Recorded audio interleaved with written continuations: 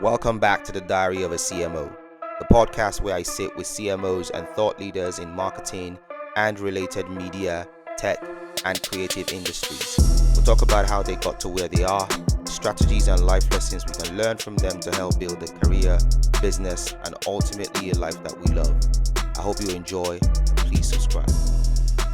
Hi, everyone. Thanks for joining the first episode of the Diary of a CMO. I have my guest here today. I thought about who the perfect guest would be to launch this platform, and it didn't take me too long to figure out who it was going to be. And I have with me on the pod today Matt Scheckner, the founder and chairman of Advertising Week, a global B2B event platform. I'll let Matt do a bit more intro about that. But Matt, it's so good to have you on the pod. Thank you. I know you're you're a very busy man on a trip right now. Thank you for taking time out to do this for us. It's great to see you, Tayu. I'm flattered and honored to be your first guest. It's great to see you. I am in London. I think it's a little late for both of us, but could not be more pleased to be with you and looking forward to our conversation. I appreciate it. So for those who are meeting you for the first time, if you had to introduce yourself to them, how would you introduce yourself? Well, I for the last 20 years, I have been immersed in the CMO community globally as part of what I do, having started Advertising Week 20 years ago in New York. Advertising Week, as it has grown, is the largest event in the world that unites the creative brand, content creator, which is increasingly an important part of the business, marketing, media, technology sectors. So it's sort of like a festival, all B2B. It's very upbeat, but we talk about serious issues. But there is definitely a energy to it. It was built not just for senior leaders in the C-suite, but also for young people. So very purposefully, we are in major cities where the industry has a lot of people. So we're in New York, we're in London, we are in, we launched in Sydney and Tokyo, we're in Mexico City, and very proudly, we were the first event of our kind to launch in Africa. It was a long time coming. We worked very closely with a number of your countrymen from Nigeria as part of the early team. And we launched in Johannesburg in February of 2023, and we will most certainly be going back to Africa in 2024. Wow. It sounds like a truly global platform in terms of covering all the major cities across the world. Is there any city in view right now? Just asking. Is there any other city in view right now? Oh, yeah. I mean, listen, we're always looking. I think I had a dinner last night here in London with some colleagues about India. It's now the largest country in the world, surpassing China. So I think that's an interesting market. There are conversations that have come in and out about a lot of places. We've talked about more in APAC, in Singapore, been there a bunch of times. We are looking very hard at MENA. And we'll be doing an initial project, not a full-blown Advertising Week, but sort of an initial toe in the water, if you will, in Saudi later this year. So, I think we're always looking to go and grow. Interesting. I think one of the most fascinating things I have seen in my experience in terms of attending, Advertising Week events. I've been to New York and London.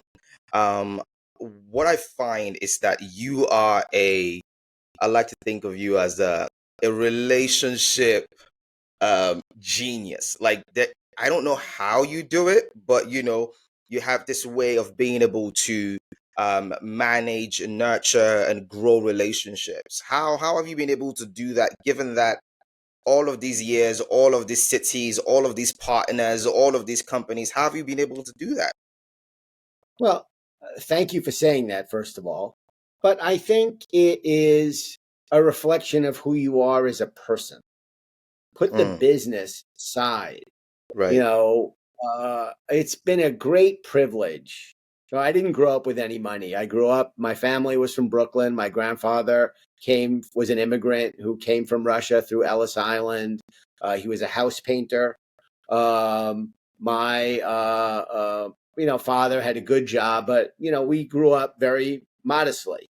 And I was very lucky. I got to go to a good university in America. I went to Emory in Atlanta, which is a great school. And I never imagined that I would travel to the places that I've been.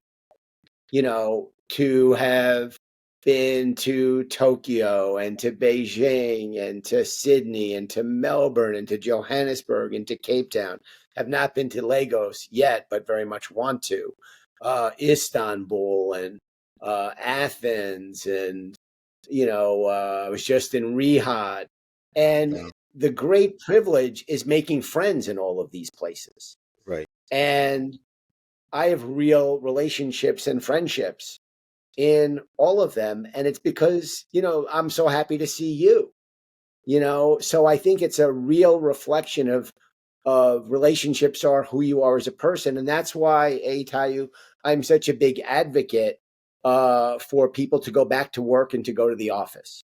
Right. Because while the Right. medium that we are on now allows you to get something done, we're able to record, your podcast using this medium, but it's not the same as sitting and having a meal with someone. You Absolutely. know, look, you can't really look someone in the eye in the same way that you can in person on a screen. And I Absolutely. think what I've done over the years is develop real relationships with real people. And, because I like them. And in some cases, they, for whatever reason, I can't quite tell you why, they seem to like me. I think for advertising, we also have been very diligent about not only talking about the most important issues facing the industry, but larger issues that affect people. Right. So, whether it's mental health or the opioid crisis, or, not just talking about, Right. but acting on Right. diversity, equity, Right. inclusion. Right. So I think that we bring so many of those issues that transcend the industry, as well as talking about the most important issues facing the industry. I think that Right. recipe really comes from the heart. And to Right. me, the way that that you should operate is you connect the head, the heart, and that's also good for business. Absolutely. So, I think it's because it's genuine, and Yeah. that's just sort of who I am as a person. Yeah. I've experienced you firsthand in terms of, having dinner, having drinks, and when it's business is business, it's what to do, we get work done, so I can see how I could tell for a fact that you are actually a genuine person in terms of really caring to know, um, Dario of a CMO right now is probably, in his early days, and to have you on the pod, it's an incredible privilege that I don't take lightly at all. Just to kind of say that again. Speaking on, your upbringing and how you grew up. That's a story that a lot of people across the world can relate with. What would you say, before I ask the more maybe serious question, what would you say is your most fond memory of growing up, or your fondest memory of growing up?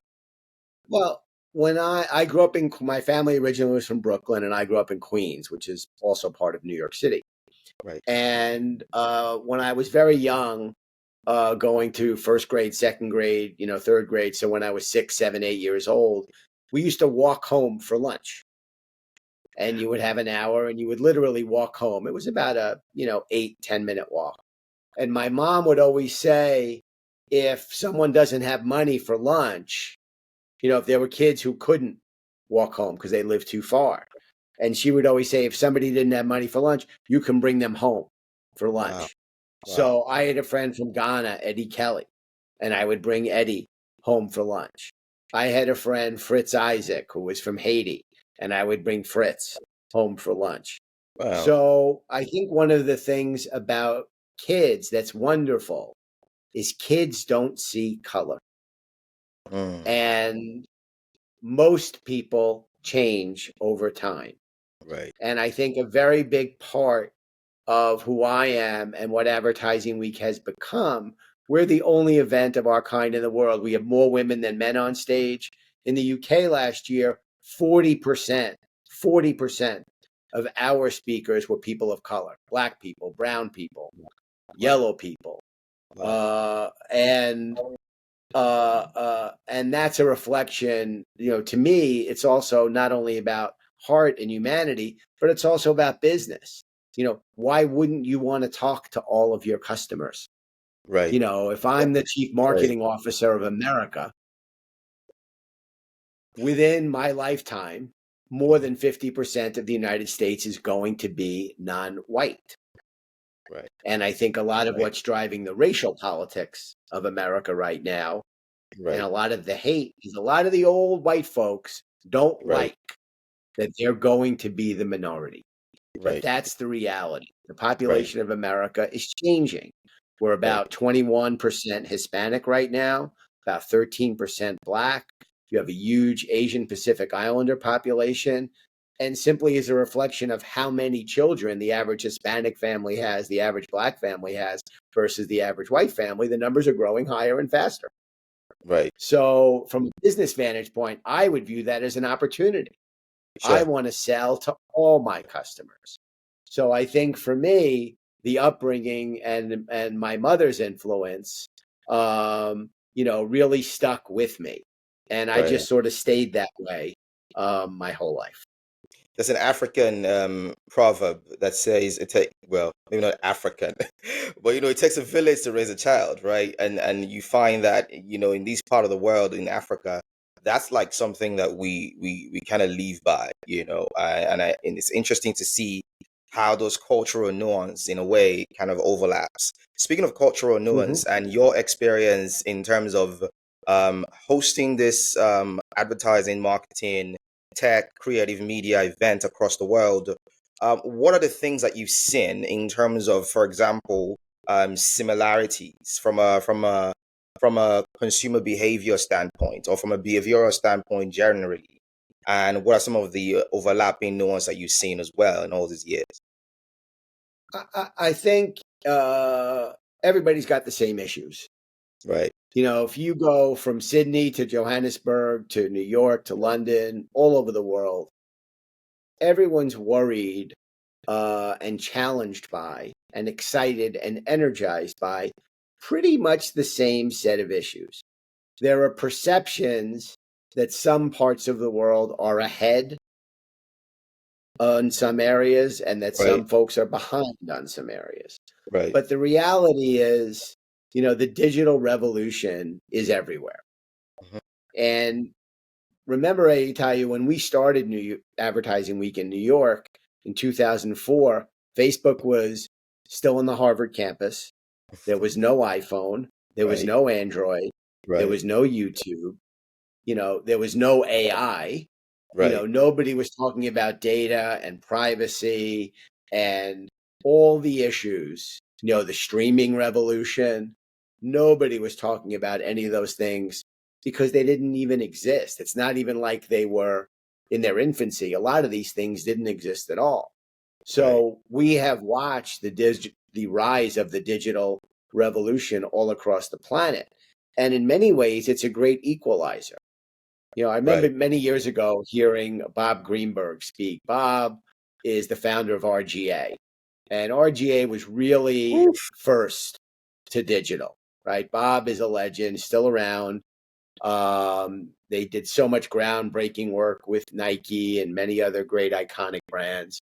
And I remember sitting in the audience listening to Bob speak, and he's been on our stage many times.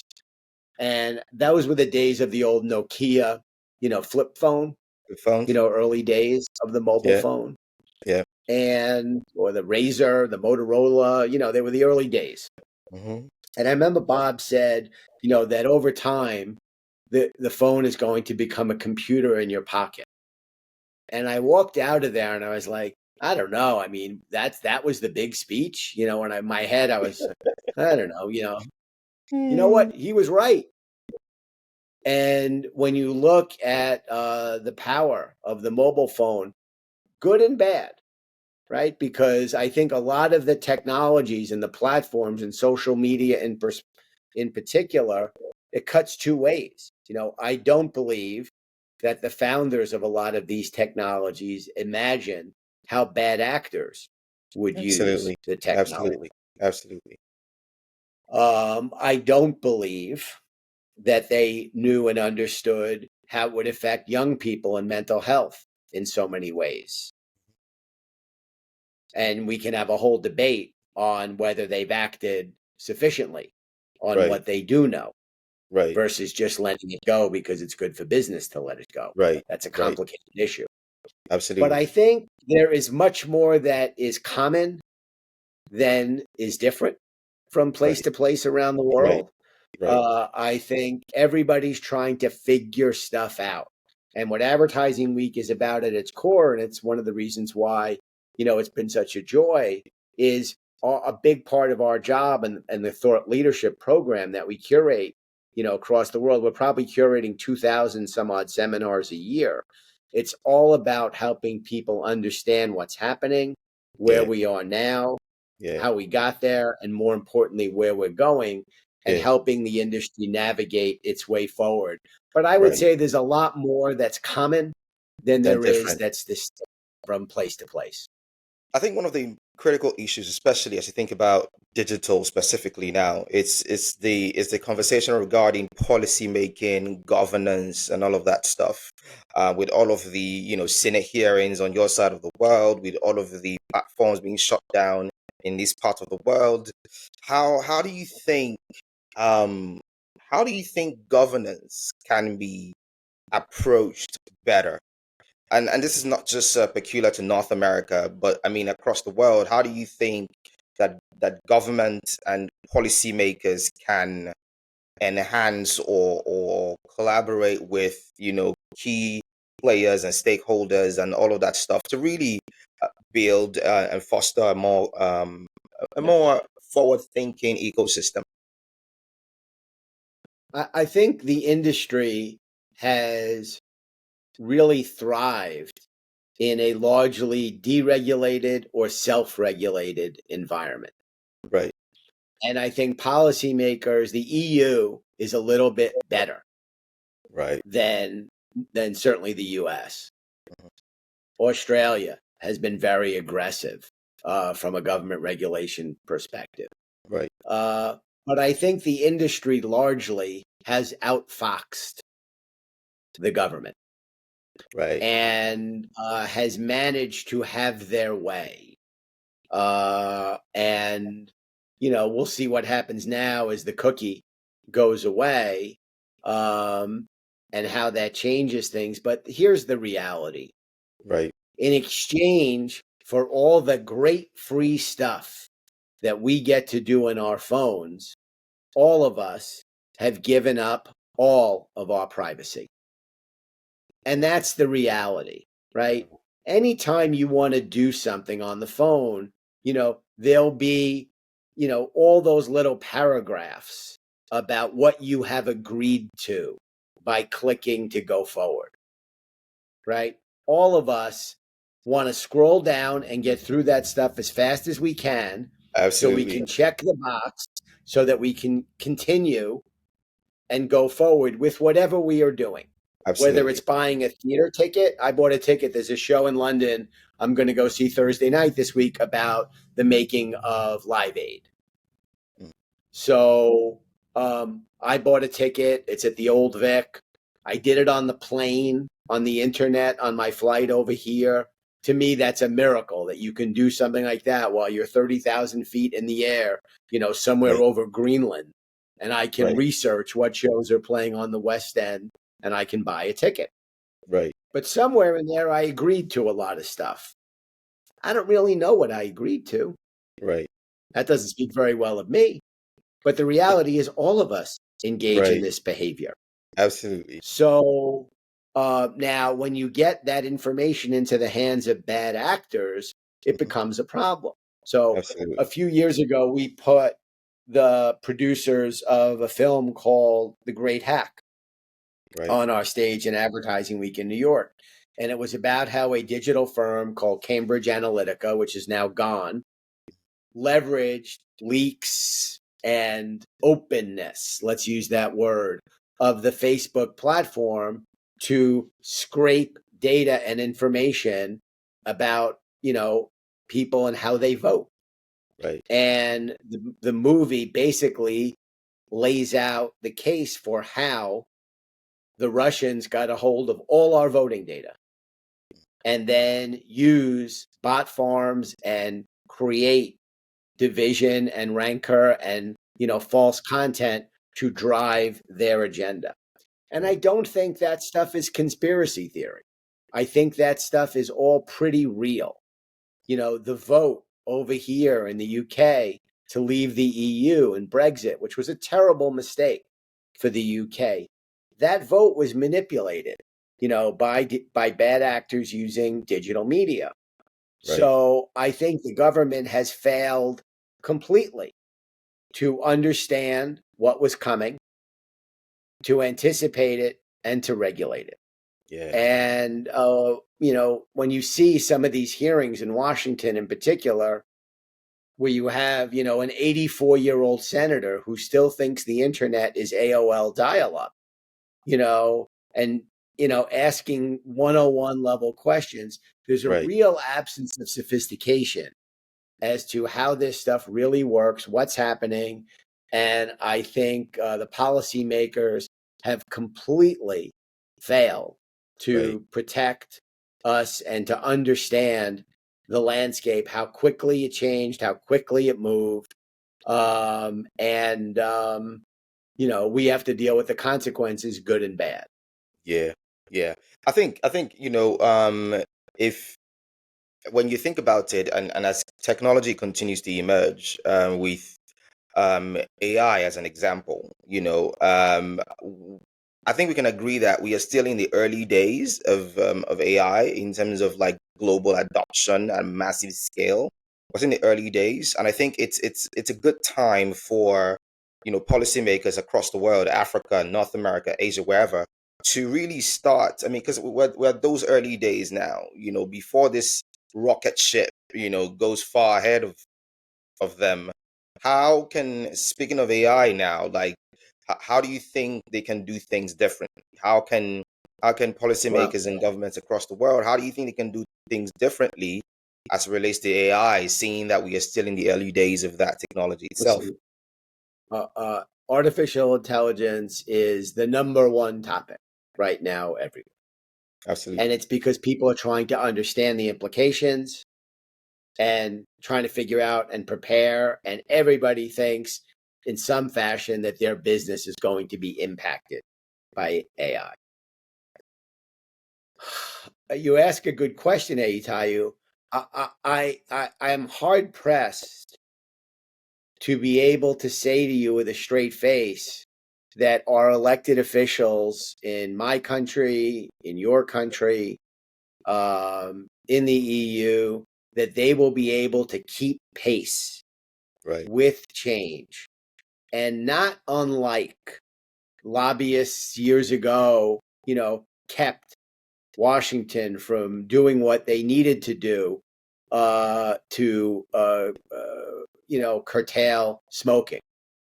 There've been a Yeah. lot of great films and Right. documentaries made about how the tobacco companies successfully Right. leveraged lobbying and leveraged legislators to slow and stave off legislation, to impact people smoking.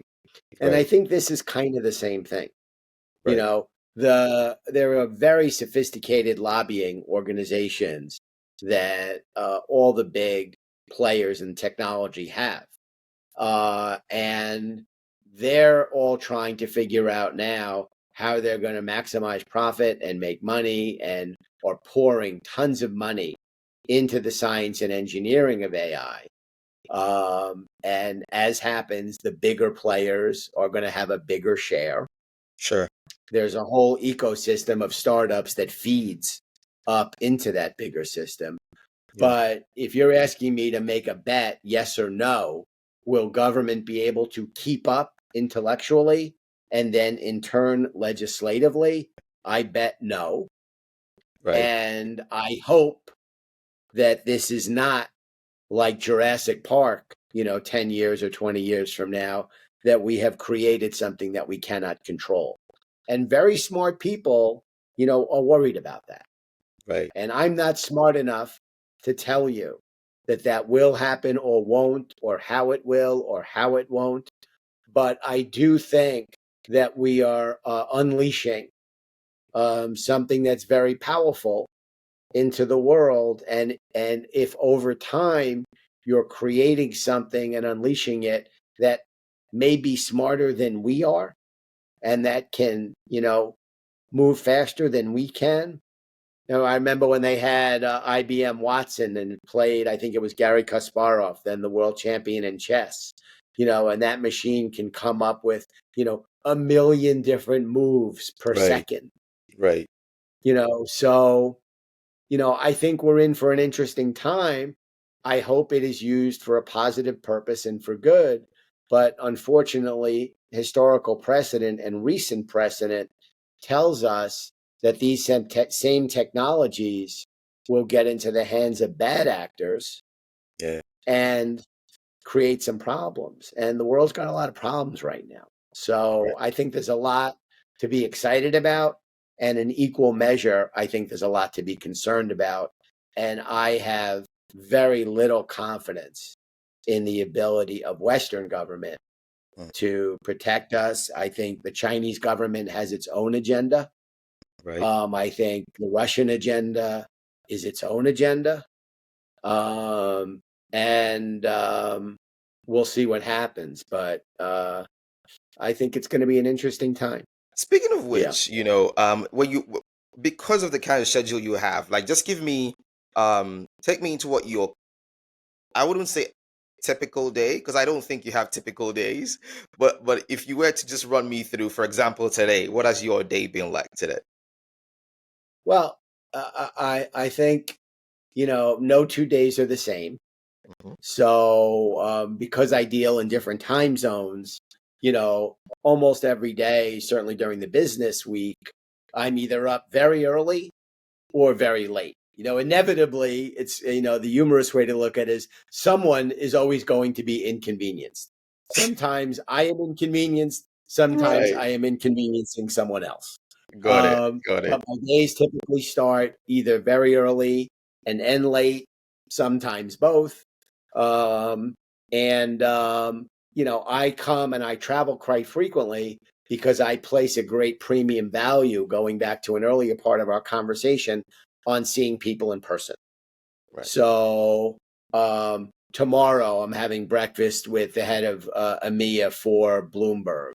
Then I have a meeting at Abbey Road Studios. Then I'm stopping and seeing Kate Garvey, who runs something called Project Everyone, which is a very big part of the NGO and UN Sustainable Development Goals. And we have a big project we're doing that's new Right. around the intersection of the climate crisis and technology. So I'm Right. going to talk to them about that. Then I'm Right. having lunch with the head of the Advertising Association, which is a big trade group here in the UK, and has started something called AdNet Zero, which is also has to do with the climate crisis, and where they're going to be involved in our event that we're doing in America called Climate Tech about that issue. It'll be in Boston in June, a new event. And we help them launch AdNet Zero in America at Advertising Week in 2022. There's a lot of people who I catch up with who I like to see. I sort of stay friends with everybody, even if they're not if I've been friendly with them, I don't really care what their business card says. So I was with a friend of mine today, Jeremy Tester, who ran Sky Media here. Jeremy retired a few years ago. He's not in the business anymore. He's genuinely retired. But Jeremy and I are friends, and I always make time for to see him, and I'll always say, I don't care what your business card says. I like you. So I think I keep busy. I try to see people in person. Um, I won't let my head hit the pillow till I know that I've sort of cleared what was in my head to get done for the day. I have one more thing to do after we're done, and it's pretty late. It's almost 11 o'clock p.m. Wow. Wow. But that's okay, and especially when I'm on the road, I'll push myself really hard And then the goal in my head will sort of be to get to the flight home, knowing that, I'll have an extended period of time to rest. What about family in the So middle of for all of me, it's this? Like, about getting to the flight home, and in between, I stay as busy as I can. But if I don't have a business thing like Thursday night, I'm going to go see, that show about the making of Live Aid. right. I love to go to the great jazz club, Ronnie Scott's in London. Late night. Um, Tomorrow night, I have some black tie thing I have to go to. But I try to stay busy. In the middle of all of this, like, how about family? How are you able to manage family? Because I definitely, clearly, you do a lot of traveling. You're how do you manage that? Because that's a real challenge for a lot of C-level execs who have to move through time zones and have a lot of busy schedules. How do you manage that? Well, I try to make the trips short, but I also have to take care of myself. So, like one of the changes in behavior that I've adopted is when I come to London now, which is probably the place I go to the most. I take the day flight from New York, so Right, I lose the day, but there's no overnight, and I find it's much easier, from a stress on the body right, vantage right, point. right, So I flew Sunday morning. I got here Sunday night. I go hard Monday, Tuesday, Wednesday, Thursday. I fly back Friday morning. I'll be in my house by lunchtime Friday. When I'm home, I'm home. I don't really work on the weekends. And that time is, family time. And then I take my wife with me, probably about a third of the time. So Isla came, and my daughter Eliza came to Advertising Week Africa, which was a very big deal for us. We brought Kevin Hart to Africa. yeah, We The first thing we did when we got to Africa before the event is I am very involved with a charity called Education Africa. It was right, started about 30 years ago by Walter Sisulu, and I'm actually the volunteer president of Education Africa in America. And I took my wife and daughter to a township at Twatwa to see the Education Africa kids who were learning to play the marimbas practice. And we stopped and bought them all lunch. It was about an hour and a half drive. This was literally, right the very first day in Africa. yeah, And so, we didn't go shopping. We didn't go to a spa. We got right into, what's real. right, And in our case, trying to help people and, be positive and do something substantive that helps them. But then afterwards, we went on safari, and we went to a place called Ulusaba, and we spent 3 days in the bush. We had never done anything like that before. It was an incredible experience that my wife and daughter and I had. And so I think including my family, as much as I can, not always.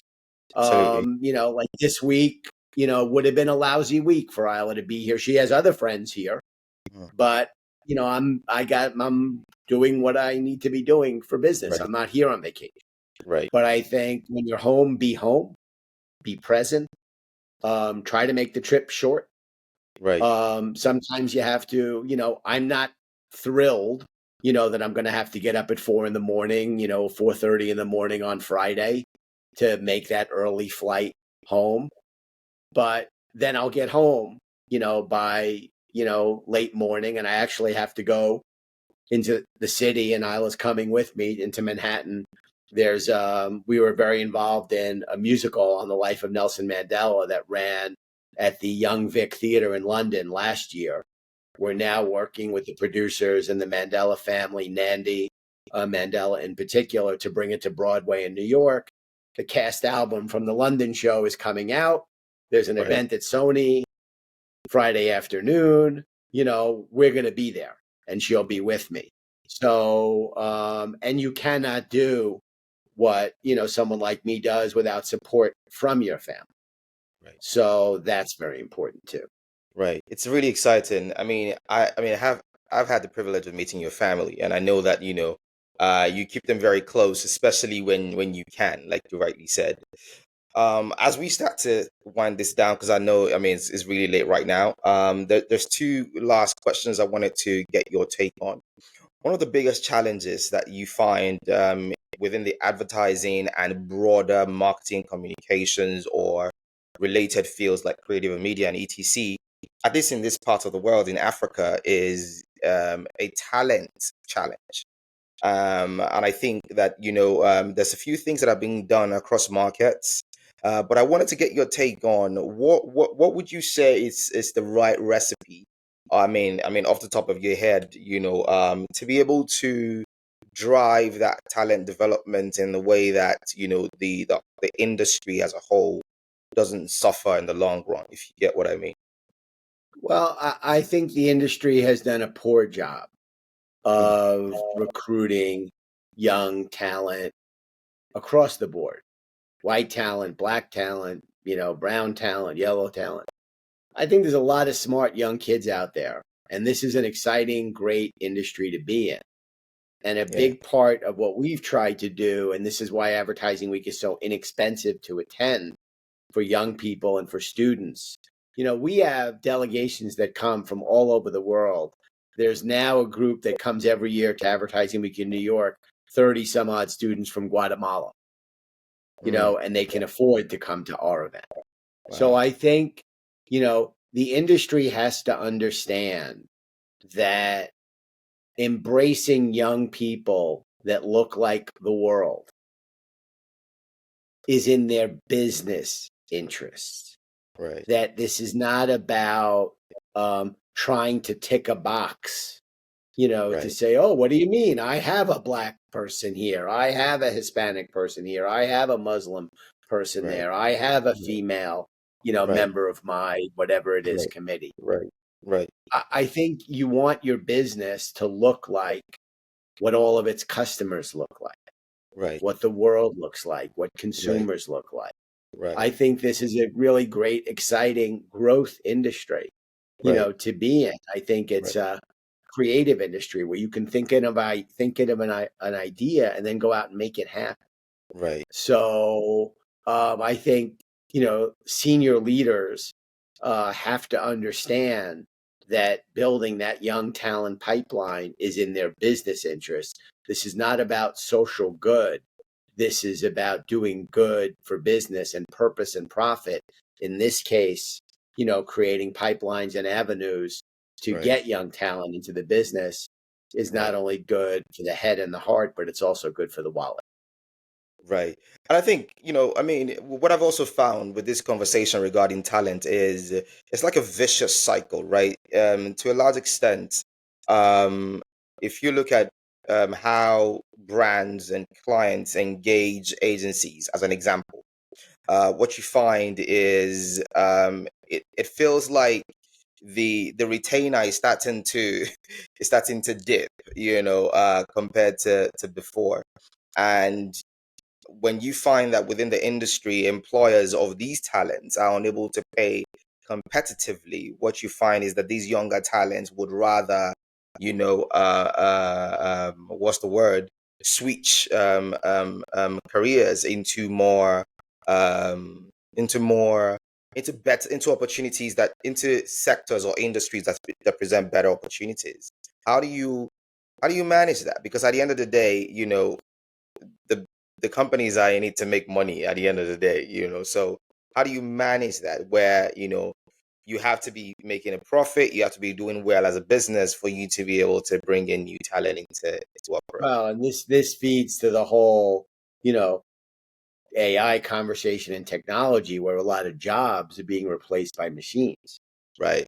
So I think you've got a lot of factors, Yeah. all crashing together. Yeah. But the net is you have to pay people a competitive, fair wage. Right. You want your company to look like, if I'm running things, to Right. look like what the rest of the world looks like, Right. right? And you have to understand culture. that means you have to embrace culture and you have to have a team that looks like and acts like all of your customers. Right. So listen, I think, the industry has not been kind, for example, to women who want to advance their careers. And Yeah. then somebody said, well, why should I invest? She's going to go have a baby and maybe Yeah. she'll come back. Maybe she won't. But here's the reality. Female-led businesses are more successful than male-led businesses.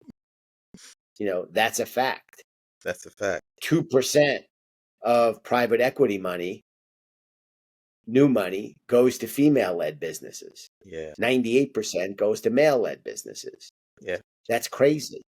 So Ridiculous. I think there are a lot of inequities baked into the system. I don't think the playing field is level, but you have pockets of success. Like we brought Kevin Hart to a school in Orange Farm, which is a very challenged township about an hour outside of Johannesburg.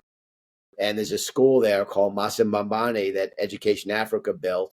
It's about 1,200 students. They have a 100% graduation rate. 100%. Wow. These kids Wow. are amazing. Wow.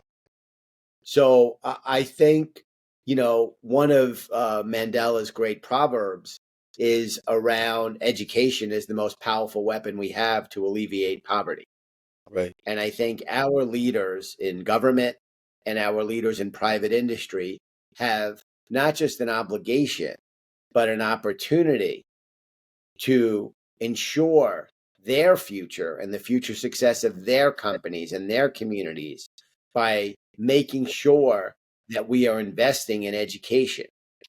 That's our best chance, Right. is that young people will be educated, and then you've got to give them the opportunities to make, good choices and create opportunities for them, because it's Right. good for them, but it's also because it's good for your business. So I Right. think inequities in the system, inadequate access to good education, in a lot of communities, the system in a lot of ways is failing us, Aitayu. Yeah. And I Yeah. think when you see examples like Masimbambane, you come away feeling like, hey, you know what? It doesn't have to be a failure. Right. You can create schools that, excite young people where they want to learn, where they want to be successful. But I think all too often our government leaders and the private sector doesn't put enough pressure on our elected leaders to ensure that our schools and curricula are keeping up with the world. And, Right. I am a passionate advocate for investing in young people because, listen, I'm going to be 60 on my next birthday. I'm not going anywhere anytime soon, I hope. But the Right. future are the kids at Masembambane, not me. Right. Thanks, Matt. I mean, it's been a very interesting time just, talking to you. I think, like you rightly said, there's a lot of work to be done. I know that, with Advertising Week, and every other, property within that property, there's a lot being done, with partners, with stakeholders across the world. And, I'm pretty sure that a lot more will be coming out of that, out of all of that. I'm curious. Well, one day we hope to get to Lagos, Tayu. We will, we will, we will. I'm curious. AW Learn, how, because one of the things I'm very passionate about is how do we, how do we create this repository? Because that's one of the mission for the Diary of a CMO. Is because I think that there is a need to create this repository of knowledge. Other parts of the world have done that quite well. Africa hasn't quite done that really well. But I think that there's a lot to be done in terms of really creating this repository of knowledge, experiential knowledge of people or professionals or people who've done what Yeah. this younger generation are trying to do. So Yeah, listen, AW I'd love Learn, to collaborate and curate a version of AW Learn, AW Learn Africa, and absolutely. curate something, with you and your colleagues.